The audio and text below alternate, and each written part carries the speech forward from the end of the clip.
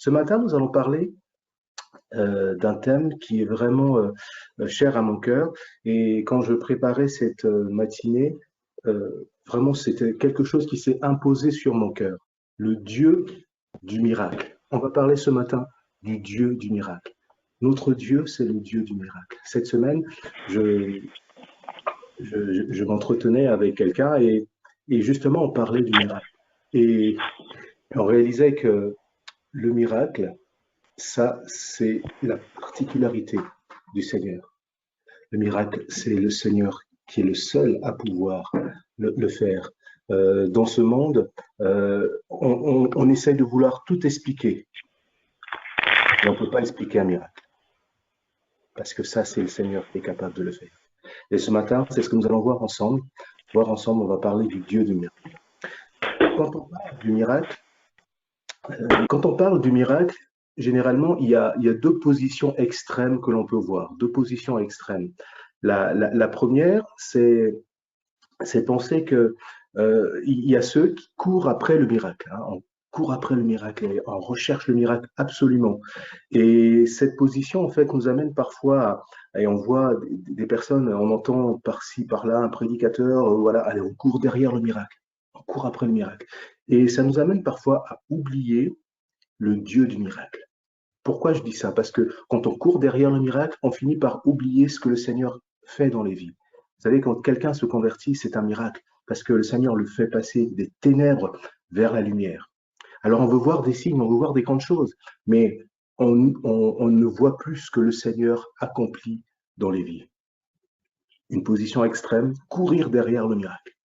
Mais en face, il y a également une autre position extrême également, c'est, je pourrais dire, excusez-moi du terme, des personnes qui sont un peu comme blasées. En fait, ce n'est pas qu'ils ne croient plus au miracle, qu'ils ne croient plus que Dieu n'est pas capable de faire un miracle, mais ils ne croient plus au miracle aujourd'hui. Alors oui, le Seigneur a fait des miracles, c'était au temps des apôtres, mais aujourd'hui, il n'y a plus de miracle. Aujourd'hui, voilà, on est passé à autre chose.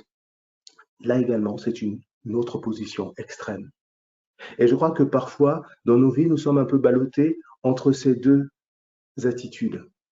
Et c'est vrai qu'aujourd'hui, quand on voit, on considère les églises, on voit un peu, même notre propre église, on ne peut pas dire que nos églises vivent les réalités des actes des apôtres. On le voit. Mais que dit le Seigneur par rapport à cela? Jésus lui-même, il va dire, je vais le dire pour vous dans Marc au chapitre 16, à partir du verset 17, il va dire, voici les miracles qui accompagneront ceux qui auront cru. À mon nom, ils chasseront les démons, ils parleront de nouvelles langues, ils saisiront des serpents, ils boiront quelques breuvages mortels, il ne leur fera point de mal, ils imposeront les mains aux malades et les malades seront guéris. Voici les miracles. Et il dira plus également dans Jean, au chapitre 14, verset 12, il a dit, en vérité, je vous le dis, celui qui croit en moi fera aussi les œuvres que j'ai faites. Et il en fera de plus grandes parce que je m'en vais au Père. Et ces deux versets, ces deux textes que l'on vient de lire, ont de commun que Jésus parle de la foi, celui qui croit. Celui qui croit vivra cette réalité du miracle. Et il ne parle pas uniquement des chrétiens de la première heure, il parle de celui qui croit. Alors notre Dieu est le Dieu du miracle. Il agit encore aujourd'hui. Il n'a pas changé. Il n'a pas changé. Et ce matin, j'aimerais vraiment que nous puissions le réaliser et vraiment saisir cela. Pour aller un peu plus loin, on va faire une autre lecture et on va parler du premier miracle que Jésus a accompli. Et je crois qu'au travers de ce texte, nous allons voir comment justement le Seigneur intervient, comment notre Dieu, Jésus, agit. Il veut intervenir au travers d'un miracle. Et mais nous allons également voir comment nous devons nous positionner pour pouvoir voir le Seigneur intervenir dans nos vies. On va lire ensemble dans Jean chapitre 2, à partir du premier verset. Voici ce qui est écrit. 3 jours après, il y eut des noces à Cana en Galilée. La mère de Jésus était là. Et Jésus fut aussi invité aux noces avec ses frères, avec ses disciples, pardon. Le vin ayant manqué, la mère de Jésus lui dit, ils n'ont plus de vin. Jésus répondit, Femme, qu'y a-t-il entre moi et toi? Mon heure n'est pas encore venue. Sa mère dit au serviteur, Faites ce qu'il vous dira. Or, il y avait là 6 vases de pierre destinés à la purification des Juifs et contenant chacune 2 ou 3 mesures. Jésus leur dit, Remplissez d'eau ces vases, et ils remplirent jusqu'à bord. Puis,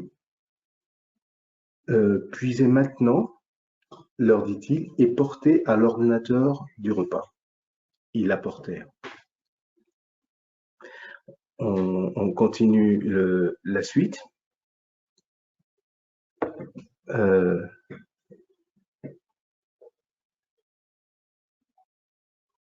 Je crois qu'il y a une partie qui manque. Il y a un verset qui manque. Il manque quand on a copié le texte. Donc, il va l'apporter à l'ordinateur du repas, qui va constater que le vin a été changé, que l'eau a été changée en vin. Et à la fin de ce texte, il nous est dit au verset 11, tel fut à Cana le premier miracle que fit Jésus. Il manifesta sa gloire et ses disciples crurent en lui. Tel fut à Cana le premier miracle qu'accomplit Jésus. Je dirais qu'il y a une phrase que l'on peut retenir, et c'est ce que j'aimerais laisser sur nos cœurs ce matin, une phrase qui résume tout ce que nous allons partager ce matin. Cette phrase, elle est toute simple. Quand le vin vient à manquer, Jésus peut faire un miracle. Et nous allons voir cela. Quand le vin vient à manquer dans ma vie, Jésus peut faire un miracle. Si on voit un peu le contexte de ce texte, on a lu au verset 11, il nous est dit qu'il s'agissait du premier miracle de Jésus, le premier. Et je crois que cet événement était important du fait que c'était le premier, et ça montrait certainement des priorités que le Seigneur voulait allait avoir, une direction que le Seigneur allait avoir par rapport à son ministère. Ce miracle se produit pendant des noces. Les noces, il s'agit d'un mariage. Et cela nous montre déjà que Dieu veut bénir le mariage. Et de manière plus générale, Dieu veut bénir les familles. Dieu veut bénir les familles. Bien-aimés, ce matin, quand le vin vient à manquer dans le couple, quand le vin vient à manquer dans la famille, alors Dieu, le Seigneur Jésus, veut accomplir un miracle. Ce miracle également, comme je disais, se produit pendant les noces. C'était un repas. Et nous savons que dans la Bible, les repas, c'était l'occasion de temps particuliers, des temps de communion, le temps de partage, le temps d'échange, des temps de moments fraternels. Et c'était également des moments forts. Le psalmiste le dira dans le psaume 23, quand il parlera de cette table que l'Éternel dresse devant ses adversaires. Nous lisons dans d'autres textes où le Seigneur nous invite à sa table, le repas, un moment de communion. Et je crois que là également, cela nous indique quelque chose. C'est que le Seigneur veut que nous puissions avoir une communion avec lui. Et quand le vin vient à manquer dans ces moments, justement, il veut également intervenir. Il veut bénir. Retenons qu'il s'agit là de son premier événement public. Le Seigneur commence son ministère par un repas. Et nous savons qu'à la fin de son ministère, il y aura également un autre repas avec ses disciples pendant le moment de la scène, le repas, un moment particulier. Quand le vin vient à manquer. Et c'est ce qui va se passer. Le vin va manquer. On l'a lu ensemble au verset 3. On peut se poser cette question, mais pourquoi? Pourquoi le vin a manqué? Pourquoi? Peut-être que l'organisateur n'avait pas prévu assez de vin. Peut-être qu'il y avait plus d'invités que prévu. Le texte ne nous dit pas pourquoi le vin à manquer. Et bien souvent, quand le texte ne dit pas quelque chose, cela montre également une indication. Cela nous montre que finalement, la raison et la cause n'est pas la chose la plus importante dans ce qui se passe. Oui, le vin va manquer et la raison n'est pas la chose la plus importante. Mais il y a un constat, il y a un fait. Le vin vint à manquer. Que peut représenter le vin pour nous aujourd'hui? Le vin nous parle de joie. La Bible nous dit dans le psaume 104, verset 15, le vin réjouit le cœur de l'homme et fait resplendir son visage. Le vin nous parle de la joie.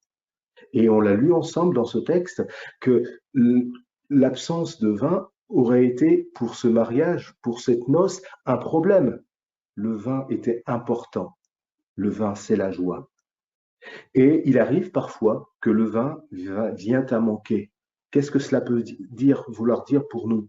Cela veut dire que on peut se retrouver des moments où il n'y a plus de joie, des moments où il manque de la joie. Cela nous parle des temps de difficultés, des temps parfois de soucis, des temps de tristesse, des temps où nous sommes dans des inquiétudes, des temps difficiles. Il n'y a plus de joie.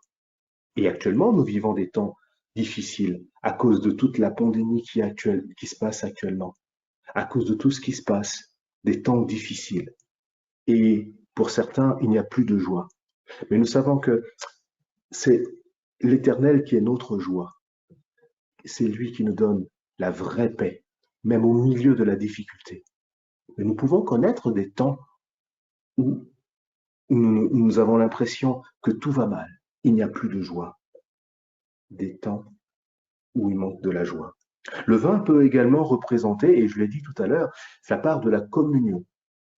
C'est Paul qui dira, quand il fera justement, il parlera de la scène, il dira que j'ai reçu du Seigneur, il dira un peu plus loin de même, après avoir soupé, il prit la coupe et il dit, voici la coupe, la nouvelle alliance en mon sang, le sang du Seigneur. Ce vin nous parle du sang du Seigneur, cette communion que nous avons avec lui. Il dira plus loin également la coupe de bénédiction.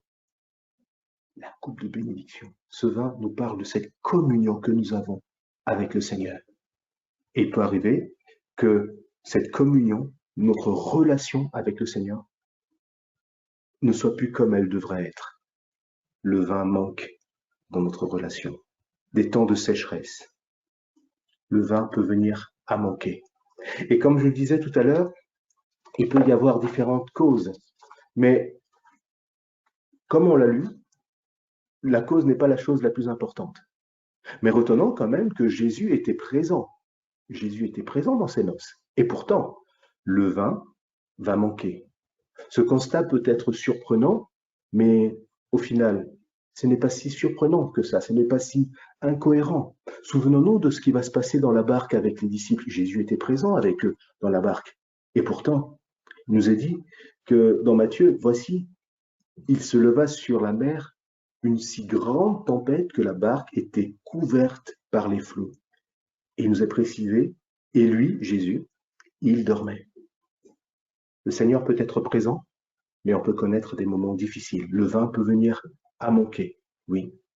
Même quand il est présent, le vin peut venir à manquer. Le Seigneur ne nous a pas promis un ciel sans nuages, mais il a promis d'être avec nous tous les jours, tous les jours. La Bible nous dit également, c'est le psalmiste qui dira, le malheur atteint souvent le juste, mais l'Éternel l'en délivre toujours. Réalisons également que quelquefois, nous pouvons connaître des difficultés à cause de nos choix, à cause de nos attitudes, peut-être notre manque de vigilance. Mais ne nous arrêtons pas sur les causes. Retenons un constat, le vin peut venir à manquer, une absence de joie, un problème dans notre relation avec le Seigneur. Un constat. Quel est ce constat ce matin?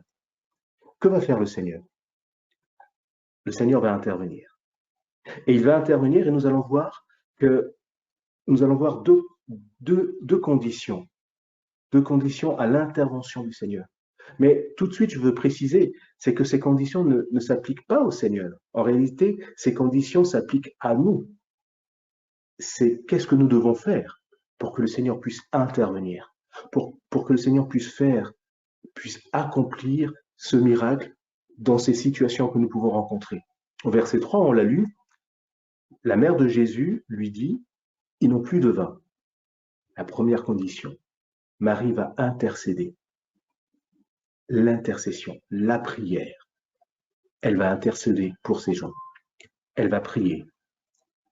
Et c'est là la première chose, la prière. Quand le vin vient à manquer dans nos vies, quand nous rencontrons ces situations difficiles, ce que le Seigneur attend de nous, c'est que nous puissions prier, que nous puissions intercéder, venir à ses pieds et lui demander vraiment d'agir.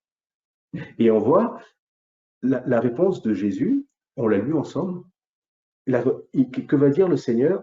Femme, qu'y a-t-il entre toi et moi? Et plus loin, il dira, mon heure n'est pas encore arrivée. Arrêtons-nous sur la deuxième partie de sa réponse. Et on peut penser que cette réponse peut être un peu comme troublante, mais derrière cette réponse, le Seigneur voulait révéler deux vérités importantes.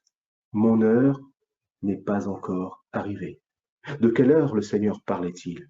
De quelle heure il parlait? Je crois que le Seigneur parlait de cette œuvre qu'il allait accomplir. Le Seigneur parlait de cette heure qui allait venir plus tard, celle pour laquelle il est venu, la raison même de sa venue sur terre, la croix. Mon heure n'était pas encore arrivée. Mon heure n'est pas encore arrivée. Ce moment où le Seigneur allait donner sa vie pour chacun d'entre nous, pour le salut de l'humanité. Le Seigneur nous parle là de son œuvre. Cela nous montre que le Seigneur a des priorités, Dieu a des priorités. Et la priorité des priorités de Dieu, c'est le salut de notre âme. Alors oui, parfois nous voulons que le Seigneur intervienne dans différentes situations, mais le Seigneur veut nous rappeler que la priorité des priorités, c'est le salut de mon âme. Mon heure n'est pas encore arrivée. Le salut de mon âme. Mais je crois également que quand le Seigneur va dire cette phrase, mon heure n'est pas encore arrivée, il y a également, ça parle d'une notion de temps. Le temps de Dieu. Mon heure n'est pas encore arrivée.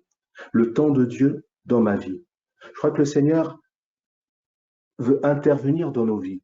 Il nous fait des promesses. La Bible nous dit que la promesse, elle est certaine. Notre Dieu est fidèle, mais elle s'accomplit en 100 ans. L'Ecclésiaste dira, il fait toutes choses bonnes en 100 ans. En 100 ans. Je crois que le Seigneur n'est jamais en retard.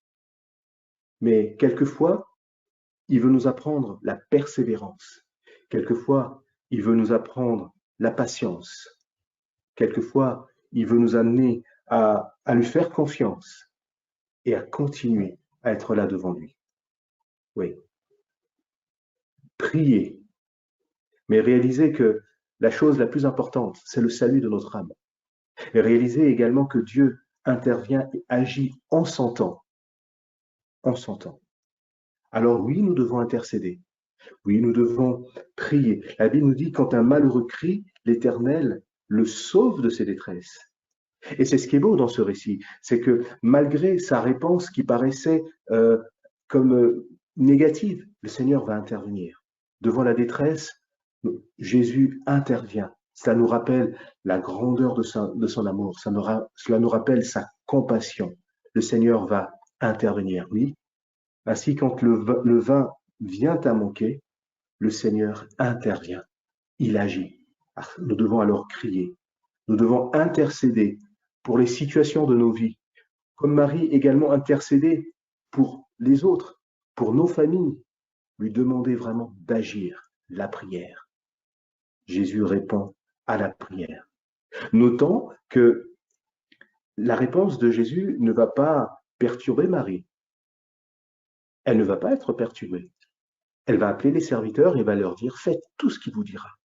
Cela nous montre la foi qu'elle avait. Elle faisait confiance en Jésus. Elle croyait que le Seigneur allait intervenir. C'est ce que le Seigneur attend de nous. Avoir une foi ferme. Et Jacques nous le rappelle que nous devons demander avec une foi ferme. La prière avec foi incline le cœur de Dieu. prier, demander, mais avec foi.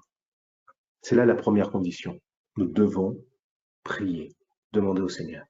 La deuxième condition, on le voit dans ce texte, c'est que Jésus va répondre à l'obéissance à sa parole. Au verset 5, on l'a lu, Marie va dire, faites tout ce qu'il vous dira. Au verset 7, il dira, il nous est dit, Jésus leur dit, remplissez d'eau ces vases, et il donnera ses instructions. Et il nous est dit, et les remplir jusqu'au bord. Jusqu'au bord. Ici, ça nous parle d'une obéissance totale, jusqu'au bord, complète. Et si on réfléchit un peu, on pourrait se dire que la demande de Jésus est peut paraître quelque peu étrange, voire presque incompréhensible. Pourquoi? Parce que cette eau, il y avait donc, il nous a parlé de 6 jarres, qui étaient destinés à la purification des Juifs. Qu'est-ce que cela veut dire? Cette eau qui était là était destinée tout simplement à laver, pour laver les pieds et laver les mains des Juifs, la purification des Juifs. Ce n'était même pas une eau qui était destinée à la consommation. Alors ces hommes auraient pu se dire, mais cette eau, c'est pas celle qu'il faut prendre. Mais ils ne vont pas hésiter. Et le Seigneur va leur dire de remplir. Ils auraient pu dire, mais Jésus, ce n'est pas d'eau qu'ils ont besoin. Ils ont besoin de vin. Mais ils ne vont pas hésiter. Ils vont remplir jusqu'à bord. Jusqu'à bord. Une obéissance totale. Faire confiance à Dieu. Bien-aimés, quand nous sommes parfois dans ces situations où le vin vient à manquer, je crois que le Seigneur parfois nous envoie une parole. Il nous envoie une parole. Il nous envoie une parole tirée de sa parole, mais quelque chose qui vient pour impacter nos cœurs. Alors cette parole peut-être nous amène parfois le Seigneur peut dire à quelqu'un, éloigne-toi de telle chose, ou arrête telle chose, ou fais quelque chose. Le Seigneur envoie une parole. Et ce que le Seigneur nous attend de nous, c'est que nous puissions obéir à cette parole. Peut-être que le Seigneur te dit de prendre position pour lui dans la situation dans laquelle tu te trouves. Alors, si tu obéis, alors tu verras le Seigneur agir. Une obéissance totale. Une obéissance sans condition, sans hésitation. Alors le miracle s'accomplit. L'eau va être changée en vin. Et comme je le disais tout à l'heure, c'est un miracle qui est beau parce que c'est inexplicable. L'eau changée en vin. Dans le vin, on peut retrouver de l'eau, mais dans l'eau, on ne peut pas trouver de vin. Un miracle, et c'est le Seigneur qui agit.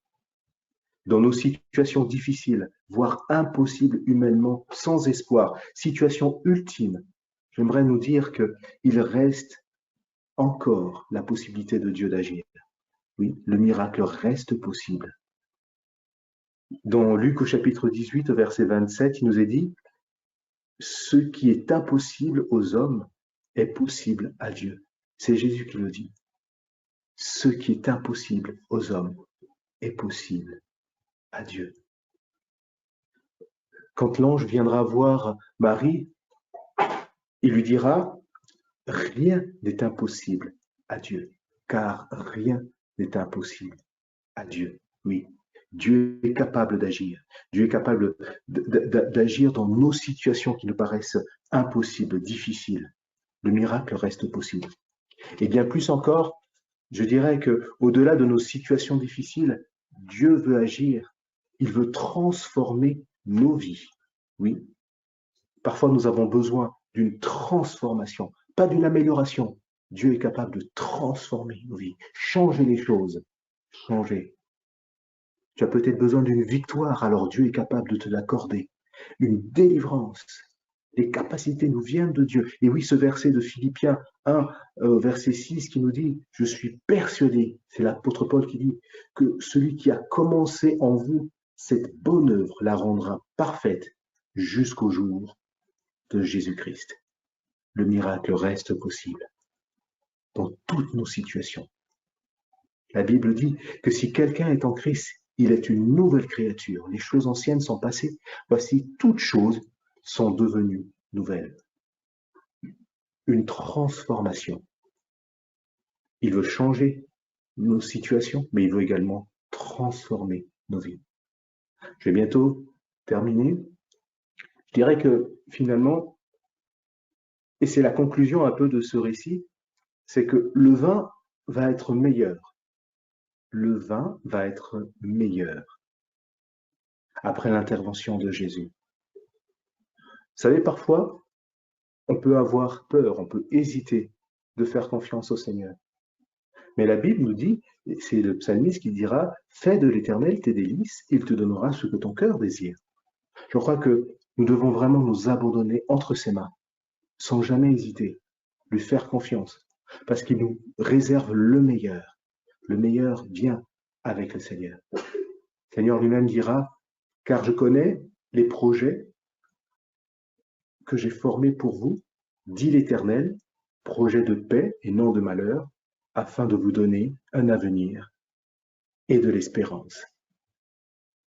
Le Seigneur nous réserve le meilleur. Ce matin, je disais tout à l'heure cette phrase, quand le vin vient à manquer, Jésus peut faire un miracle. Et j'insiste sur le peut faire un miracle. Pourquoi? Parce que de son côté, il n'y a aucun problème. Il peut faire le miracle. Mais c'est à nous de le saisir. C'est à nous de saisir ce miracle.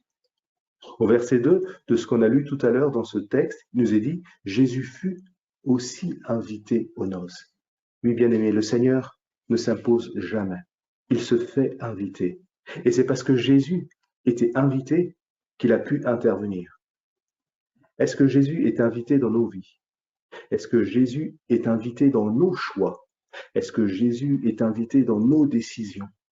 Est-ce que nous invitons le Seigneur afin qu'il puisse intervenir? Le récit de la naissance de Jésus, et nous approchons de Noël, le récit de la naissance de Jésus nous raconte, nous dit dans Luc au chapitre 2, verset 7, il nous est dit, elle, en parlant de Marie, elle enfanta son fils premier-né, elle l'emmaillota et le coucha dans une crèche parce qu'il n'y avait pas de place pour eux dans l'hôtellerie. Oui, il n'y avait pas de place pour Jésus dans les hôtels. Et il restait une petite étable. Quelle est la place que je laisse à Jésus dans ma vie? Quelle est la place que je réserve à Jésus? Est-ce que je m'attends à ce que uniquement le Seigneur puisse me bénir? Est-ce que j'oublie les priorités? Est-ce que je m'attends uniquement à une bénédiction? Quelle est la place que je laisse à Jésus? Je vais terminer et en partageant une petite histoire. Je crois que peut-être que je l'ai déjà partagée, mais cette histoire nous rappelle que finalement, comme je disais, c'est à nous de saisir le miracle. Cette histoire, c'est celle d'un petit garçon qui est avec son grand-père et ce petit garçon va attraper un papillon dans sa main et il va venir devant son grand-père et il va mettre sa main dans le dos et il va dire à son père cette phrase, mort ou vif, comme pour dire, il est mort ou il est vivant? Mort ou vif?